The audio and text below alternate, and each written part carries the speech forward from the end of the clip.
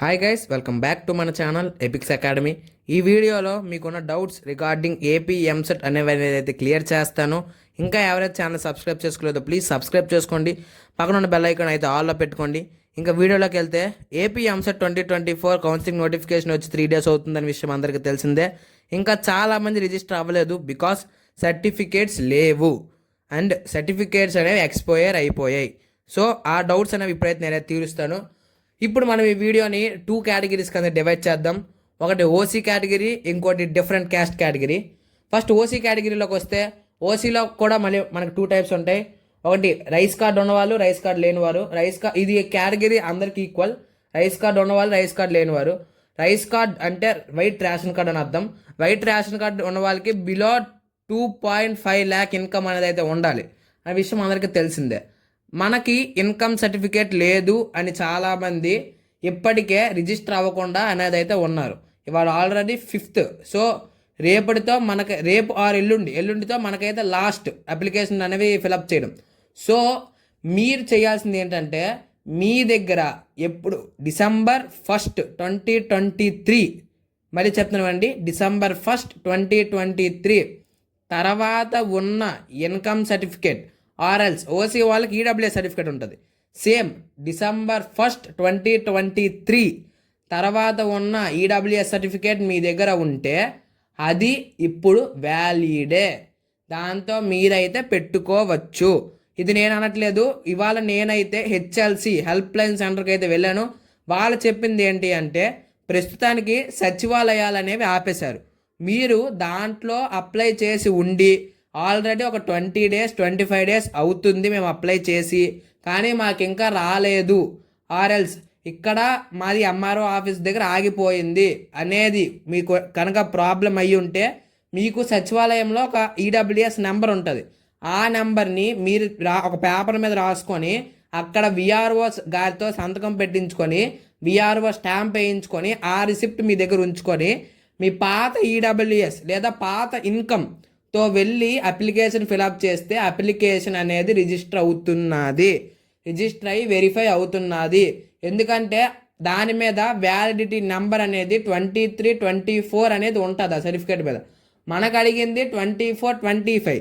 But సచివాలయాలు అనేవి government of AP ఆపేసింది. ఇది అందరికీ ఎవరికి తెలియని విషయం. మీరు ఇప్పుడు కనుక ఇన్కమ్ చేయించుకోవాలనుకుంటే మీ సేవకు వెళ్ళి చేయించుకోవాలి. మీ సేవల్లో ఇన్కమ్లు అనేవి అయితే చేస్తున్నారు. కొంతమందికి అవ్వట్లేదు అంటున్నారు. ఒక 2 to 3 అనే ఒక మీ సేవలకు వెళ్ళండి. వెళ్ళి మీ సేవ చేయించుకొని ఎంఆర్ఓ ఆఫీస్కి వెళ్ళి ఇలా చెప్పండి, మాది ఇలాగ ఎంసెట్ ఉంది మేము చేయించుకోవాలని వెళ్ళి చెప్తే వాళ్ళు అనేవి చేస్తున్నారు. సచివాలయాల్లో మేము పెట్టాము, సచివాలయాల్లో మాకు నెంబర్ ఇచ్చారంటే వాళ్ళు సచివాలయాలవి చెయ్యరు, సచివాలయాలు ఆపేశారు. సో మీరు మీ సేవకు వెళ్ళి మీ సేవలోవే చేయించుకోవాలి. ఇది OC category. Next BC category, BC SC ST category గురించి అది ఇప్పుడైతే చూద్దాం. బీసీ ఎస్సీ ఎస్టీ కేటగిరీ వాళ్ళు ఇప్పటికి చాలామంది రిజిస్టర్ అయ్యి ఉన్నారు.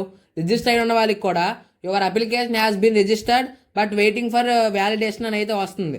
ఎందుకు అంటే వాడు ఈ వ్యాలిడేషన్ అనేది క్యాస్ట్ల వారీగా చేస్తున్నాడు. First OCWS, OCWS girls, OC boys, OC girls చేసిన తర్వాత బీసీఏ గర్ల్స్, బీసీబీ అలా వస్తాడు. సో ఎటువంటి గాబరపడాల్సిన అవసరం లేదు. మనకి 10th వరకు అయితే ఖాళీ ఉంది. అండ్ ఇప్పుడు OBC category, SC ST category వాళ్ళకి క్యాస్ట్ సర్టిఫికేట్ ఉండాలి. క్యాస్ట్ సర్టిఫికేట్ జనరల్గా 30 days అనేది అయితే పడుతుంది వ్యాలిడిటీ అవ్వడానికి. బట్ మీ దగ్గర 2022 December 1st తర్వాత ఉన్న క్యాస్ట్ సర్టిఫికేట్ ఉంటే అది ఇప్పుడు వ్యాలిడే. మరి క్యాస్ట్ సర్టిఫికేట్ జనరల్గా 4 సంవత్సరాలు ఉంటుంది. బట్ మీరు ఇప్పుడు 2022 తీసుకుంటే మీకు ఇంకా ఈ 2024, సో 2 years వ్యాలిడిటీ కంప్లీట్ అయ్యి ఇంకా 2 years ఉంటుంది. ఈ 2 yearsలో మీరు ఎక్కడైనా ఈ క్యాస్ట్ సర్టిఫికేట్ వాడుకోవచ్చు. కానీ మీరు ఇప్పుడు మనకు తక్షణం ఈ 2 రోజుల్లో మనకు ఆ క్యాస్ట్ సర్టిఫికేట్ అవసరం కాబట్టి మీరు ఆల్రెడీ ముందు సచివాలయంలో అప్డేట్ చేసి ఉంటారు. కానీ అది తహసీల్దార్ దగ్గర ఆగిపోయి ఉంటుంది, లేదా తహసీల్దార్ దగ్గర అయిపోయి మీరు సచివాలయంకి వెళ్ళి ప్రింట్ అయ్యమంటే మాకు సర్వర్ అవ్వట్లేదు అంటూ ఉంటారు. కాబట్టి మీరు ఆ నెంబర్ పెట్టి ఆ నెంబర్ మీద సేమ్ ఈడబ్ల్యూఎస్కి ఎలా చెప్పానో అలాగే సేమ్ రాయించుకొని మీ విఆర్ఓ సంతకం పెట్టించుకొని స్టాంప్ అయితే వేయించుకొని ఆ రిసిప్ట్ ఉంచుకోండి. అండ్ మీరు పాత క్యాస్ట్ సర్టిఫికేట్ ద్వారా వెళ్ళిపోవచ్చు. అండ్ మీకు సర్వర్ పనిచేసినప్పుడు వాళ్ళు ప్రింట్ అడిగితే counselling is nothing but reporting. మీ కాలేజీలో రిపోర్టింగ్ అవుతున్నప్పుడు మీరు చెప్పండి నాది ఇలా పరిస్థితి, నాది ఇది అని చెప్తే వాళ్ళైతే యాక్సెప్ట్ చేస్తారు. అండ్ ఇంకా చాలా మందికి చాలా డౌట్స్ ఉన్నాయి. ఆ డౌట్స్ అనేవి నేనైతే ఇప్పుడు క్లియర్ చేస్తాను. ఇంకా ఛానల్ సబ్స్క్రైబ్ చేసుకోలేదు, ప్లీజ్ సబ్స్క్రైబ్ చేసుకుని పక్కన ఉన్న బెల్ ఐకాన్ అయితే ఆల్లో పెట్టుకోండి. ఇప్పుడు చాలా మందికి ఇంకో డౌట్, నావన్నీ అయిపోయాయి, నేను 1200 కట్టేశాను, లేదా నేను ఎస్సీ ఎస్టీ కేటగిరీ నేను 600 కట్టేశాను, ఇప్పుడు నా సర్టిఫికేట్స్ వ్యాలిడ్ అయ్యాయా లేవా, లేదా నేను సర్టిఫికేట్ వెరిఫికేషన్ కోసం హెచ్ఎల్సీకి వెళ్ళాలా?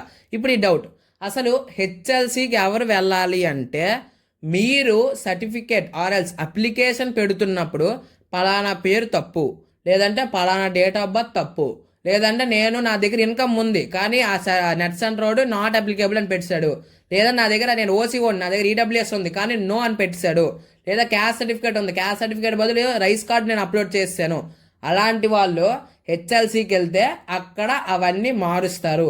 అంతే తప్ప నా అంతా అయిపోయింది, అప్రూవ్ అయిపోయింది, ఇప్పుడు నేను వెళ్ళాలా అంటే వెళ్ళాల్సిన అవసరం లేదు.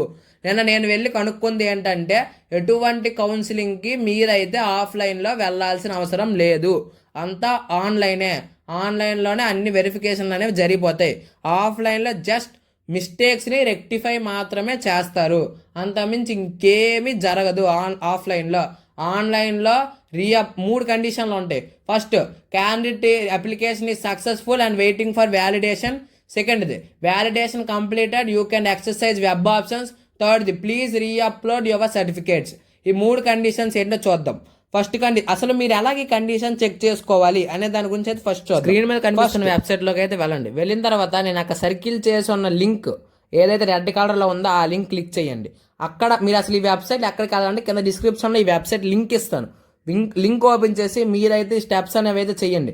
అక్కడ క్లిక్ చేసిన తర్వాత మీకు ఒక బాక్స్ నథింగ్ బట్ ఒక అనదర్ వెబ్సైట్ అనేది అయితే ఓపెన్ అవుతుంది.